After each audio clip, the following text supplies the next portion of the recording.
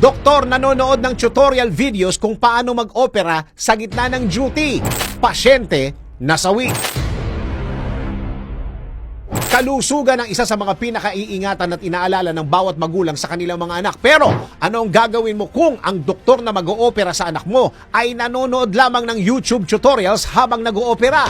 Katulad na lang ng nangyari sa isang pamilya sa India. Ano ang buong kwento? Eto, dinala ang isang 15-year-old na lalaki sa isang ospital sa Saran District, Bihar dahil sa nararamdamang sakit ng tiyan at pagsusuka. Nakatulong naman sa lagay ng bata ang pag-admit sa kanya sa ospital dahil tumigil din ito sa pagsusuka. Ngunit sinabi raw ng doktor na si Ajit Kumar Puri na kinakailangang operahan ng bata. At kahit walang consent ng pamilya ng pasyente, itinuloy pa rin ng doktor ang operasyon. Ang resulta nito, imbis na mapabuti, ay lumala pa ang lagay ng bata.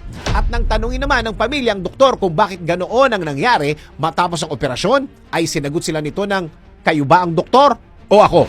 Sinubukang iligtas ang bata sa pamamagitan ng CPR, ngunit matapos nito ay napagdesisyonan ng doktor na ilipat ang bata sa isang ospital sa Patna, ngunit binawian din ito ng buhay habang nasa biyahe. Ang masaklap pa rito ay iniwan na lang daw ang katawan ng bata sa hagdan ng ospital bago tumakas ang doktor.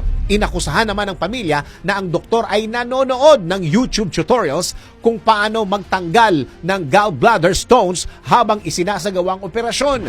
Sinampahan na ng reklamo at tinutugis na ang doktor at ang kanyang staff habang ang ibang pasyente sa nursing home ay naiwang abandonado matapos umalis ng mga staff.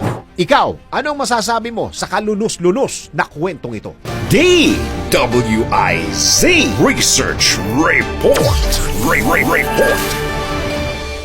Thanks for watching. Ito po ang Aliw Broadcasting Corporation stations DWIZ 882, DWIZ News FM Regional, Home Radio 97.9, DWIZ News TV at Aliw Channel 23 nationwide. Kami po'y nagbabalita ng tama, naglilingkod ng tama. Like, subscribe, and follow.